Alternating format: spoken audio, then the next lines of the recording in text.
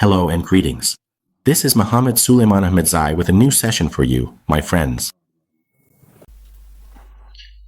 Alright, in the name of Allah, the most gracious, the most merciful.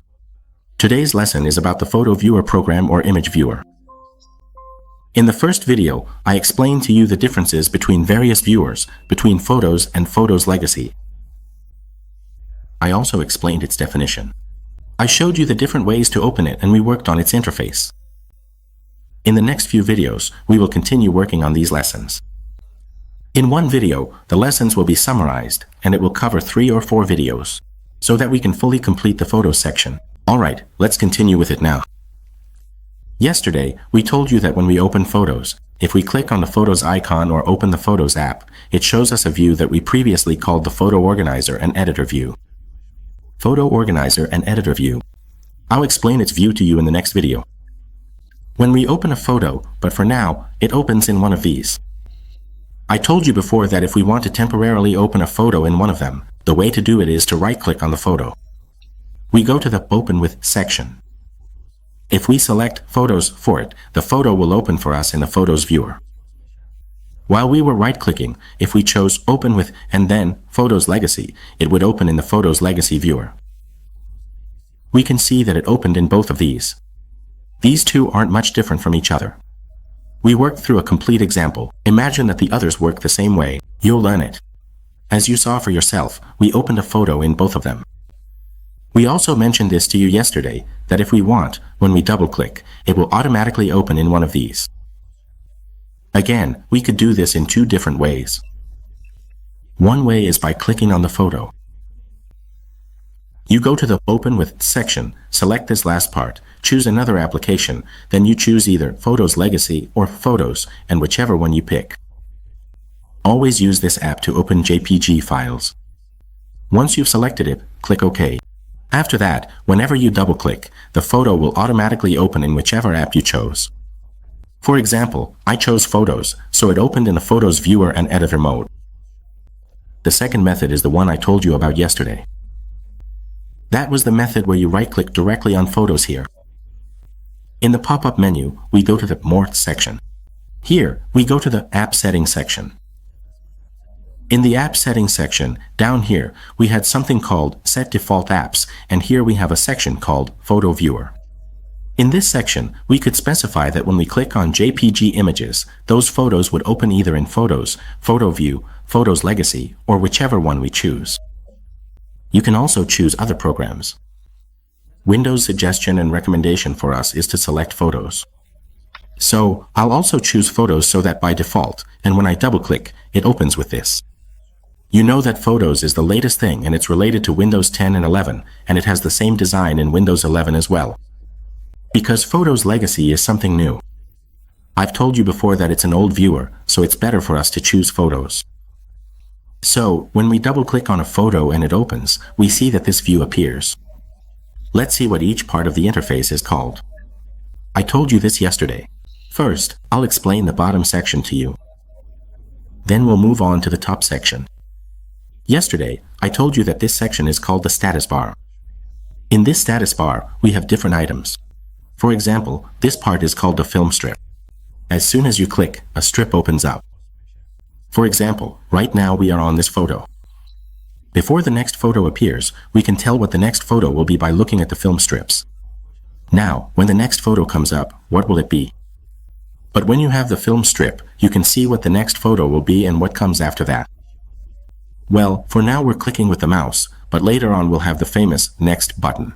But when I'm on this photo, I can tell which photo is coming next.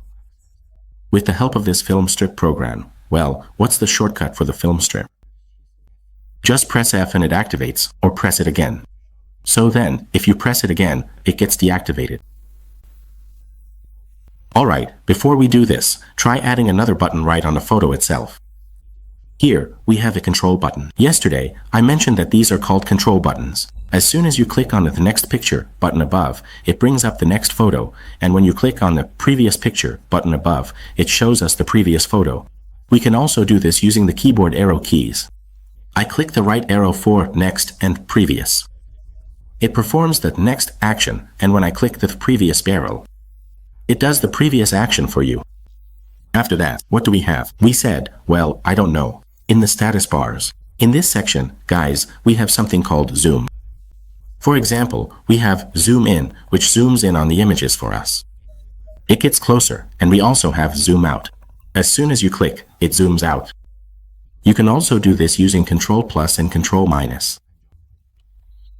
In our panel, we have something called zoom, and we click on zoom. The image zooms for us, and actual size shows us the original size of the image. Look, for zoom, fit, and actual size, their shortcuts are, for zoom and fit, it's Ctrl+1 and 2.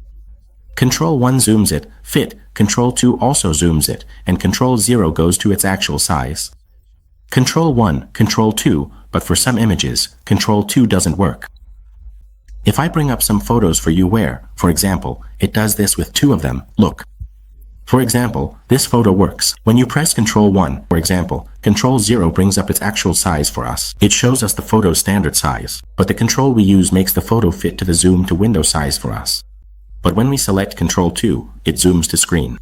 That means the screen is completely filled out from both sides. Whereas when we press the other control, it only zooms in on one part so we can see it fully. Well, again, the sides of the screen remain empty, either white or black. But when we press Ctrl+2, it completely fills out the screen. What happens with Ctrl+0? It brings the actual size or the original size of the image. These shortcuts are of a type that have a little detail between them that I want to tell you about.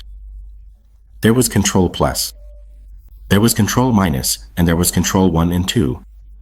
These are which ones? Try to remember, when I said Ctrl+ and minus, they're used for zooming. Our purpose is with this control, and this was plus and this was minus. This plus and this minus don't work.